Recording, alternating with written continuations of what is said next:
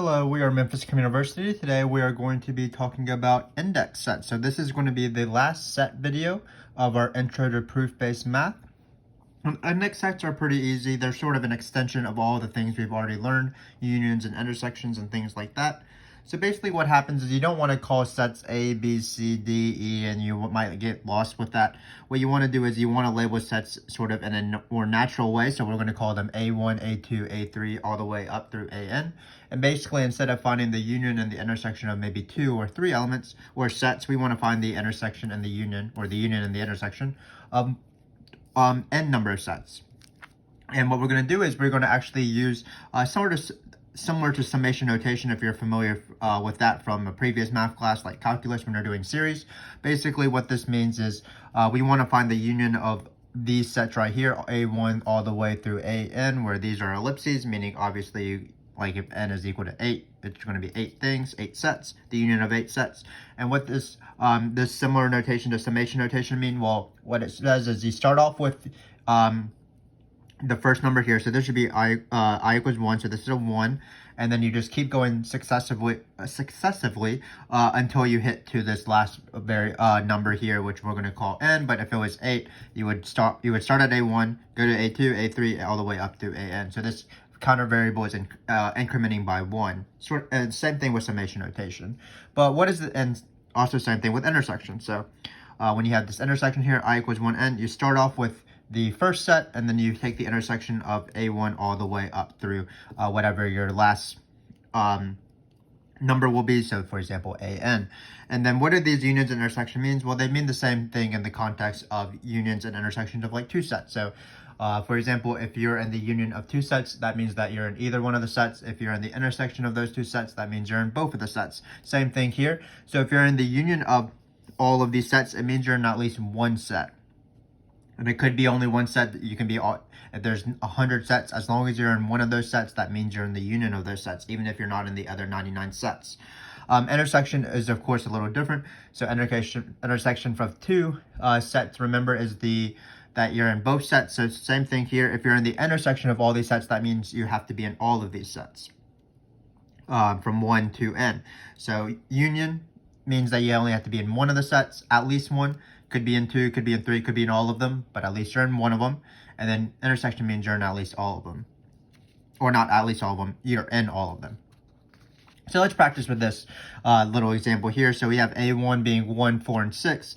A2 being the set 1, 4, 5. A3 being the set 2, 4, 6. So let's try to come up with the union of these 3 sets. So this is the notation. Well, we could have also written this as A1 union A2 union A3, because we're starting off with I equals 1 and we're going up to 3. So what is the union of these 3 sets? Well, it's going to be any element that is in any of the sets. So for example, 1, 4, 6 will be in the set. But let's label them in order, even though sets order doesn't matter in sets, just a sort of a peace of mind thing. So 1 is definitely in the union. So is 2. So is 4, because 4 is in one of these sets. Looks like 5 is also, and 6 as well. So that's pretty easy. Just take any element, just basically take these elements, smush them together, get rid of the common elements, or except one copy of the common element, because it's a set. So again, not too bad. Just take all your elements basically. So intersection again is not that bad as well. So what you want to do is you want to see what is the intersection of these elements. You're looking for elements or the intersection of these sets. You're looking for elements of the sets that appear in every single set. So notice that 4 is the one that appears in all these sets. So it's just the number 4. That's going to be the intersection. Keep in mind that even though 1 is in A1 and A2, and for example 6 is in A1 and A3, they are not part of the intersection because 6 is not in this set and 1 is not in this set. In order to be in the intersection, you have to be in all the sets. So for example, if there's 100 sets and you're in 99 of them, but you're not in that last one, you're not in the intersection. So again, pretty easy stuff. Union, you just take all the elements as the name implies. Intersection, you just take the ones that are in common with every single set. So you don't have to go to finite numbers, just like with summation notation, you can go to infinity. And what this means is that you just start off with A1, A2, A3, A4, go all the way up, a 17, a 2000, a million, keep going forever. So, and you can still take the intersection of the union, because what it would be is, it would be just taking out all the elements for the union, and then for the intersection, you're taking the common element. So let's look at this. So it looks like A1, A2, A3, it's just going to be 3 even numbers where, sorry, this should be 2i. Let's be more careful in 2i. So you have 3 even numbers, 0, 2i, and negative 2i, depending on what the set is. So for example, A2 was negative 4, 0, 4. A 17 would be negative 34, 0, and 34, and so on. So remember that this is a little bit different than this example right here, because this goes on forever. But again, it's not that much worse. So first off, let's do intersection. Intersection looks a little bit easier. So what is the intersection of these sets? What's in all of these sets? And keep in mind, again, there's an infinite number of sets. Well, there is a common element. Notice that 0 is always the going to be in that set. So the intersection is 0. The element that's involved in every single one of these. If for some reason you took out 0 out of this set right here, then the union and then the intersection would be the empty set, because if this set would not have 0, and then 0 would be the only potential candidate for being in every single set. So just keep in mind that sometimes the intersection, of course, is the empty set if the sets do not share any common element. So now let's do union. So let's just see what happens when you start combining these sets. Well, obviously 0 is going to be in the set because 0 is in every set, but so is 2. It looks like 4 is going to be in the set, 6 is going to be in the set, and the next set will have 8, and then 10 will be in the set after that, 12. So it looks like all the positive even numbers are in this set. 2, 4, 6, 8, 10. Any positive integer can be written as 2 times a number. It's a multiple of 2. So if you have a specific multiple of 2, what you would do is you would divide that by 2, and it would be in that AI set. So for example, let's take 70. Well, 70 divided by 2 is 35. So 70 would be an A35 if you look at this pattern. Same thing with the negatives. You have negative 2, negative 4, negative 6, all the way down, negative 8, negative 10, all the way down to negative 5,000, negative 10,000, negative 100,000, negative million, negative a billion. So what this set is going to be is it's going to be the set of all even integers. So it is the set of all even integers. So again, hopefully this is nothing too crazy, even though we are extending what we previously learned. But again, we're just extending what we previously learned. So we're not learning anything completely new. We're just sort of expanding our knowledge, which is always a good thing. So still working with the unions, but unions just of a variety of sets, and still working with intersections as well. What's weird is that you don't have to have the sort of the counter variable, or the index set, which is what we're going to call it, be the natural numbers. Like it doesn't have to be A1, A2, A3, A4, A5. So what we're going to do is we're going to take what is called the index set, and we're going to have the same notation, but the way it works is that for every single element of the index set, we are going to have a set. So for example, let's just take the real numbers as our index set. Well, what would be the if the index set is the real numbers, then what is our set A alpha? Our set of sets, well, we're going to have a set for A1 because 1 is a real number. We're going to have a set for A2. 2 is a real number. But we're also going to have a set called A1/2 because 1/2 is a real number. A square root of 2. Square root of 2 is a real number, and so on. So for every single real number, we are going to have a set. So you can't really list them out because you really can't list out the real numbers, but you can still write unions and intersections in this way. So what is the union of A alpha? Well, it's the same thing as the union from previously when you're dealing with the natural numbers, but now our index set is going to be different. So basically what you do is you look at all your A alphas, and if an element is in one of that set A alpha, again, the A alphas could be infinite because your index set could be infinite. But if an element is in one of those A alphas, that means it's going to be in the union of the A alphas. Same thing with the intersection. If an element is in every single one of those A alphas, so for example, if the index set was the real numbers and there was some element that was in a 1/2, a square root of 2, a pi, a negative 13, and all of those sets, then it would be in the intersection. So just like before, intersection is any common element of all the sets. Keep in mind that you have to be in all the sets. Unions, you just have to be in one of the sets. Could be in more than one, but you have to be in at least one of the sets. So let's practice with these index sets. So the idea is we are not labeling these sets as A1, A2, A3, because sometimes it's nicer to label these sets in terms of an index set. So for example, in this case, what we're going to do is we are going to take a set, we're going to take a set of the power set of the integers. So for example, remember that the power set of the integers consists of subsets of the integers. So for example, we have like the set 2, 3, and 7. So what we're going to do is we're just going to take, for every single one of those subsets, we are going to see what the union is. So let's see what this means in sort of English.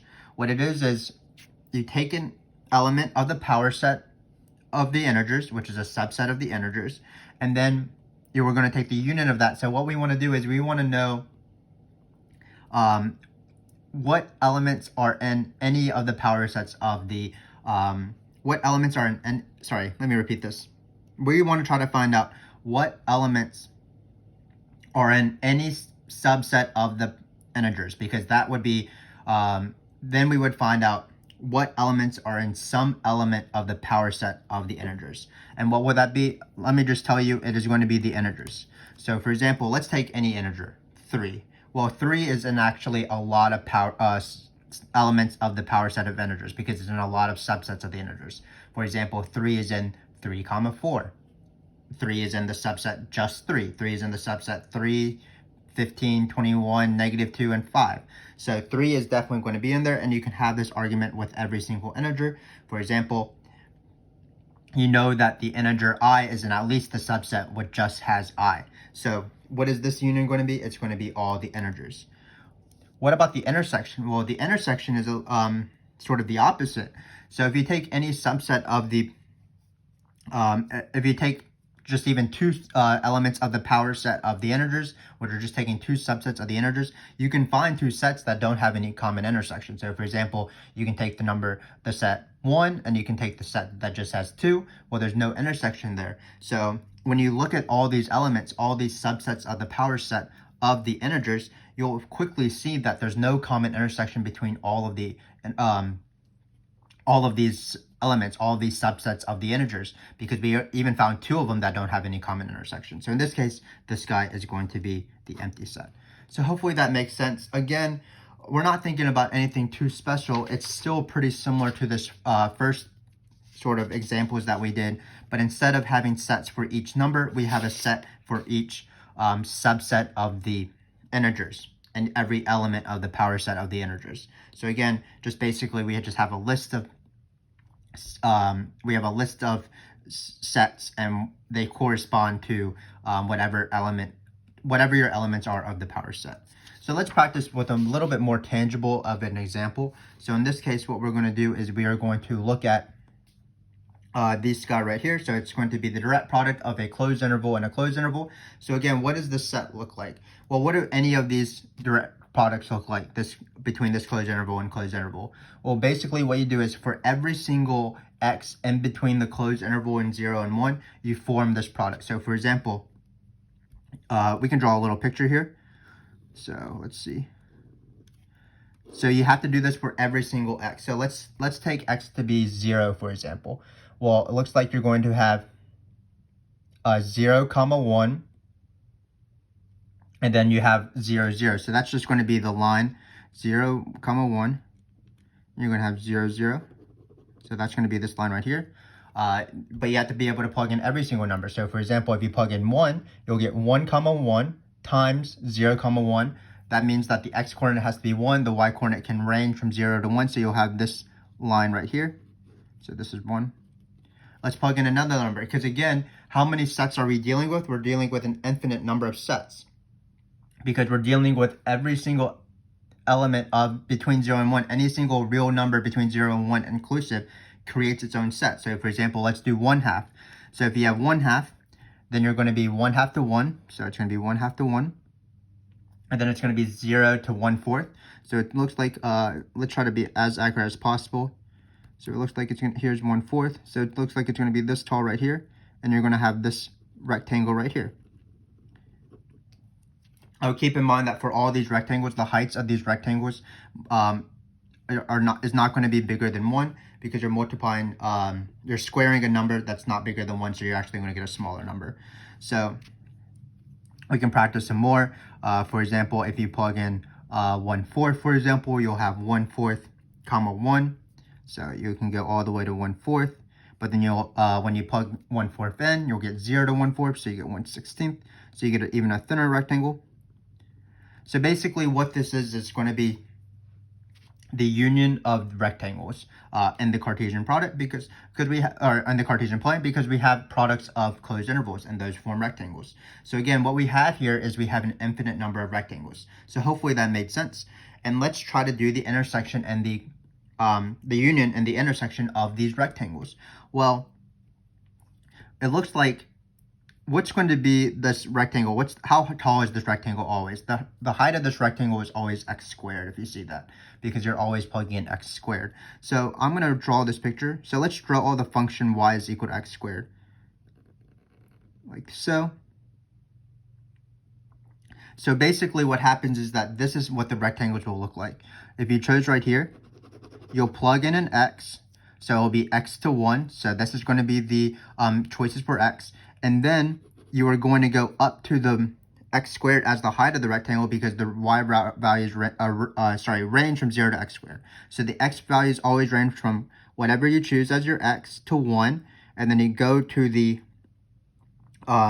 this function y is equal to x squared, and then you will be able to, that will be the height.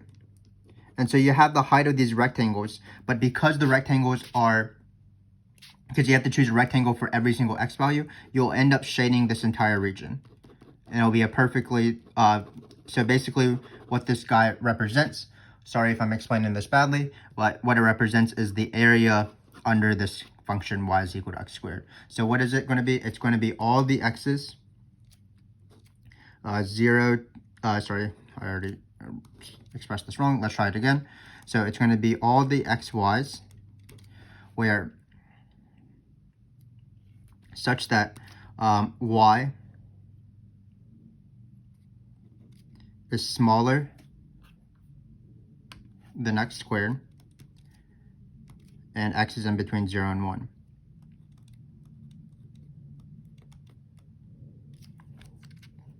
So again, because it's the it is the union of all these rectangles. So hopefully that made sense. Again, the thing we're trying to add here is that we're trying to think about these sets not only as first set, second set, third set, fourth set, but every single x in between this closed interval has a set in it. So hopefully this made sense. Now let's think about the intersection. So the intersection is going to be any single point in the Cartesian plane that is in all these sets. Well, if you remember our rectangles, for example, when you plugged in 1, you got this rectangle right here. When you plugged in 0, you got this rectangle right here. You got this rectangle, this rectangle, this rectangle. So notice that it can't be anything, it can't have any x value less than 1, because you can always find a rectangle that will always not include that x value. And same thing with y value. Like for example, if you thought that this y value is in the intersection, well, you're eventually going to have a rectangle that's sort of below that. So what is going to be the only point in the intersection? Notice it's going to be this corner point right here. Every single rectangle shares this corner point. It shares 1, 0. Because if you plug in any single x, 1, 0 will fit within this closed interval, and 0 will fit within this closed interval. So that 1, 0 is the only point that's going to be in every single one of these rectangles, no matter what the x is in between 0 and 1. So that's going to be the answer there, 1, 0. And that's really what I had to present today. So hopefully you understood this sort of index set idea. Again, we're not doing anything too crazy. We're just extending our discussion of intersections and unions from before. Sort of explained that last one a little bit weird, but hopefully you were able to understand it even in the most complicated case. Again, what you're doing is you have a set for every single element of this closed interval, and what you want to do is you want to see the union of these sets, meaning which of these points are in every single or in at least one of these products, and then which one for the intersection, which of these points are in all of the products, and in that case it was only 1 and 0. We should probably put less than or equal to here. But again, thank you again for watching, and hopefully you have sort of learned something from this video and from our sets video in general, and now we will be moving past sets. So hopefully I will see you in the next video. But thanks again for watching.